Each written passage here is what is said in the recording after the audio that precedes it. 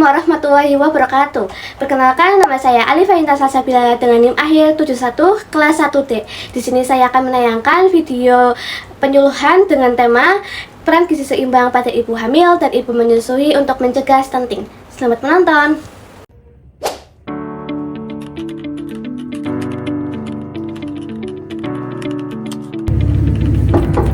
Assalamualaikum.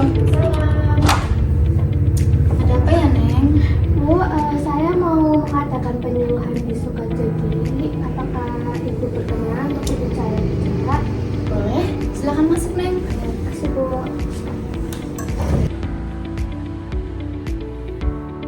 Jadi gini, Bu, saya kan mahasiswa dari Universitas Permata Slawi.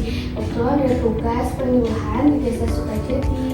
Penyuluhannya tentang peran gizi seimbang untuk pencegahan stunting pada ibu hamil dan ibu menyusui. Oh, bagus, Neng. Di sini juga banyak ibu menyusui dan ibu hamil. Nah, karena itu Bu, saya di sini mau minta tolong sambil minta izin untuk tempat penyuluhannya di rumah Ibu. Soalnya kan di sini rumahnya cukup luas dan ibu suka kumpul di sini. Apa Ibu berkenan untuk jadikan tempat penyuluhan? Oh, boleh banget, Neng. Kapan ya rencananya? Perkiraan sih hari Kamis 9 Juli jam 9 sampai selesai. Oke, aman, Neng. Nanti saya hubungi ibu yang ada di Desa Sukajadi ini. Oh, baik, terima kasih ya Bu sudah berkenan menjadi tempat penyuluhan. Saya pamit ya Bu. Iya, Neng.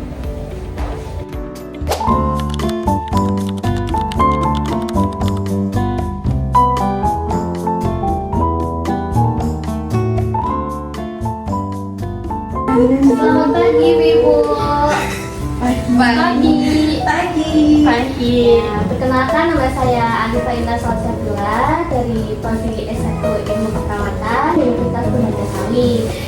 Jadi kemarin ada kunjungan ke rumah-rumah warga di sini, ditemukan beberapa ibu hamil yang masih bingung soal penggunaan gizi seimbang selama kehamilan.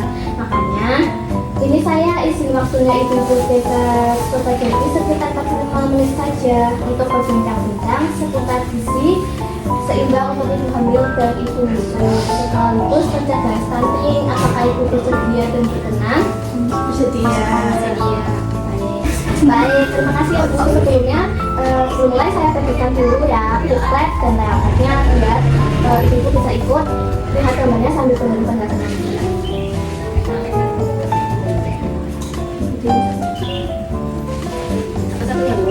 Iya, Bu.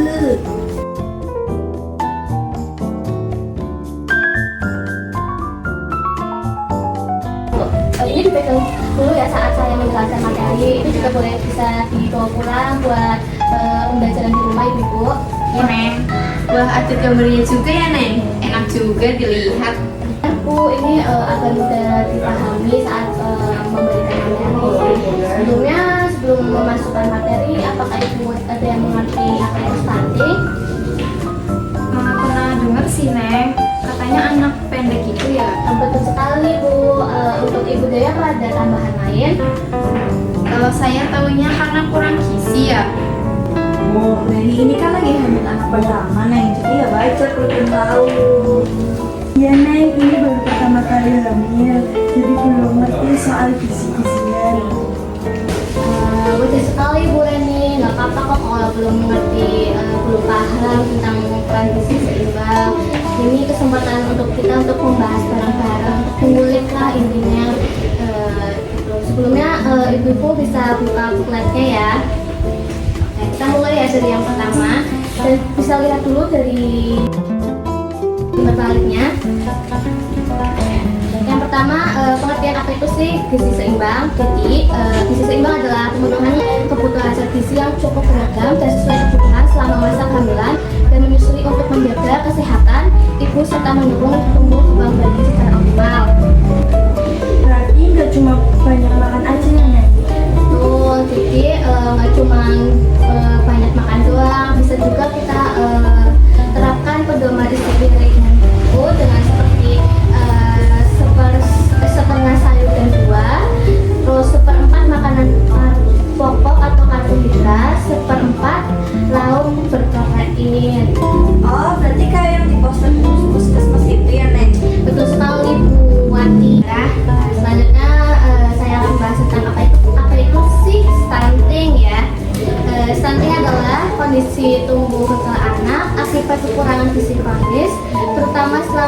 1000 hari pertama kehidupan, yaitu sejak masa kehamilan hingga anak berusia 2 tahun.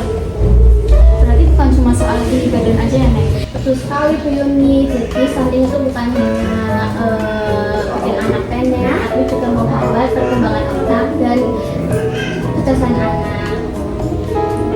Jadi ini Bu, tanda gejala stunting bisa dilihat ya, ada tinggi badan lebih pendek, pertumbuhan anak lambat, terus perkembangannya otaknya lambat, mudah sakit, resiko penyakit saat dewasa. Sedangkan penyebab stunting itu ada BBL atau BBLR, berat badan, lahir rendah, terus tidak mendapatkan ASI eksklusif, kurangnya asupan gizi, perkembangan pemeriksaan kehamilan tidak rutin, terus juga ada faktor pendidikan dan sosial ekonomi keluarga. Wah, ngeri juga ya, Nek, kalau kena. Nah Bu, makanya penting banget nih untuk mencegah stunting pada sekarang. Kalau saya Neng, jujur aja, saya masih sering makan mie instan sama kerupuk aja soalnya kenyang cepat. Sayur sama buah juga jarang, apalagi yang katanya banyak zat besinya. Saya kurang tahu makanan apa aja. Nah, ini contoh yang bagus yang kita bisa bahas ya, Bu Dani. Makanan seperti mie instan dan kerupuk itu memang bikin kenyang, tapi kandungan gizinya rendah, terutama protein, zat besi, dan seratnya. Kalau selama hamil asupannya seperti itu terus dan sayur buahnya juga kurang, itu bisa berisiko bikin janin kurang gizi dan berisiko stunting nantinya Bu. Ya ampun, saya baru tahu Neng. Terus enaknya makan apa dong? Tenang Bu, nanti kita bahas juga contoh menunya. Sebelum itu kita lihat dulu kebutuhan gizi ibu hamil ya. Ini contohnya, ini kebutuhan kalori dan gizi pada ibu hamil tersebut itu. Ibu bisa lihat dari nomor baliknya. Untuk ibu hamil seperti kalori itu kurang lebih 2.500 kalori per hari, tambahan 300 kalori selama hamil. Seperti tambahan 300 kalori setara 1 piring nasi plus lauk kecil atau 2 potong roti. Untuk protein atau zat pembangun yaitu 61 gram sampai 90 gram per hari, naik tiap trimester ya Bu. Setara 2-3 potong ikan atau ayam atau telur, tahu, tempe tiap hari. Jumlahnya makin nambah tiap trimester. Untuk lemak tenaga cadangan itu 62 sampai 67 gram per hari ya Bu. Bisa dari santan, minyak, sehat, kacang-kacangan secukupnya. Untuk DHA atau untuk otak dan mata bayi itu 200 mg per hari ya Bu. Banyak terdapat pada ikan, salmon, embung, teri, dan telur. Terakhir yaitu zat besi dan asam folat. Untuk mencegah anemia kurang darahnya ya Bu, seperti rutin minum tablet tambah darah. Tablet tambah darah wajib diminum tiap hari Bu selama hamil agar ibu tidak kurang darah dan bayi tidak lahir dengan berat badan rendah. Ada yang lupa minum tablet tambah darah Neng, soalnya mual. Bu Reni, tablet tambah darah boleh diminum sebelum tidur ya Bu. Biasanya lebih nyaman. Kalau untuk ibu menyusui, kebutuhan protein malah lebih tinggi, 80 gram per hari di 6 bulan pertama. Lalu turun sedikit jadi 75 gram per hari di 6 bulan berikutnya. Karena dipakai untuk produksi ASI. Air putihnya juga harus lebih banyak, 12 sampai 14 gelas per hari. Oh pantas, saya tuh sering banget haus, katanya masih kurang banyak ya Neng. Betul Bu Wati. Nah, kalau gizinya kurang, dampak ke stunting itu bisa macam-macam. Pertumbuhan janin lambat, bayi lahir dengan berat badan rendah, produksi ASI berkurang, daya tahan tubuh anak menurun, jadi gampang sakit pula, sampai perkembangan otak anak terganggu Bu. Berarti bukan cuma anaknya doang ya, naiknya kena, ibunya juga bisa. Iya betul sekali Bu, makanya kita bahas juga memenuhi gizi seimbang sehari-hari.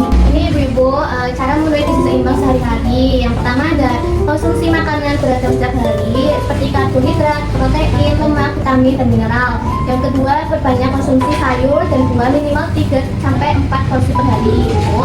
Yang ketiga, konsumsi sumber protein hewani dan nabati setiap hari. Yang keempat, batasi konsumsi gula, garam, dan lemak berlebihan. Yang kelima, minum air putih minimal 8 gelas per hari. Yang keenam, konsumsi tablet tambah darah secara rutin bagi ibu hamil. Yang ketujuh, rutin memeriksakan kehamilan ke fasilitas kesehatan.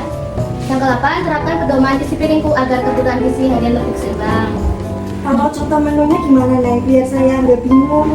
Baik Baik Bu, ini ada contohnya sih, contoh menu gizi seimbang dalam satu hari ya. Yang pertama pagi, biasanya ibu sarapan jam berapa nih? Jam 7, setengah 7. Jam 9. Ya, intinya pagi ya Bu. Ya.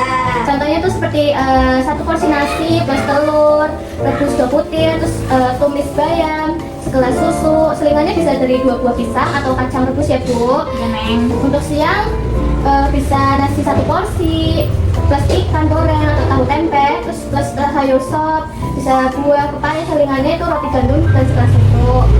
Untuk makanan malamnya nih Bu, bisa 1 porsi nasi saja, terus plus ayam rebus atau tempe tumis kangkung, dan buahnya bisa dari jeruk ya Bu.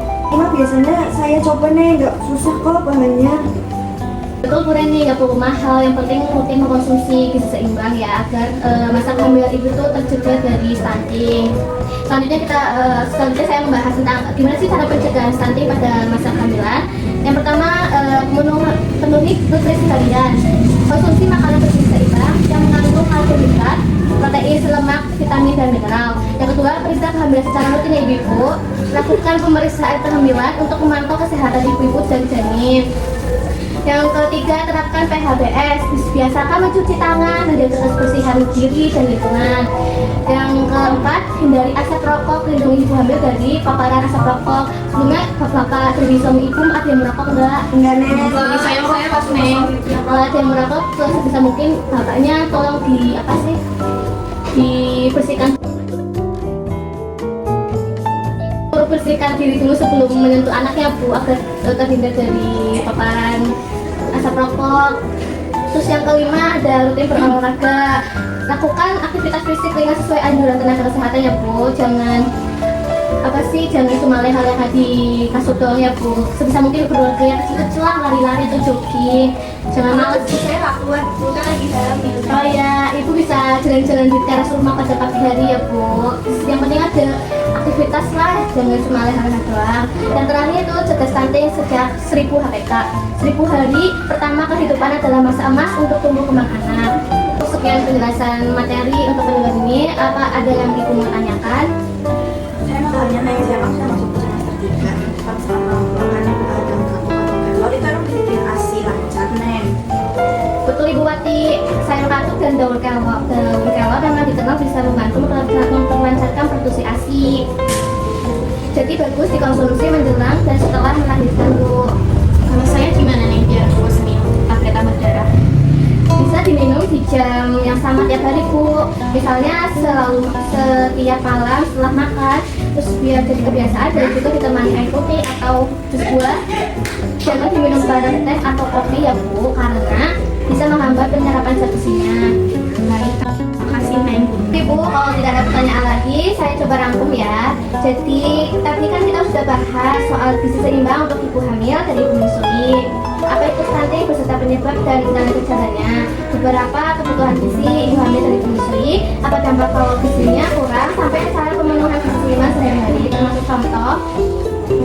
Sebelum kita tutup, saya mau tanya-tanya sedikit nih. Biar sama-sama yakin materinya sudah dipahami oleh ibu. Bu Wati, coba menurut ibu apa yang dimaksud dengan gizi seimbang? Ibu tadi ya, Neng, makan yang cukup dan beragam aja biar ibu semuanya sehat.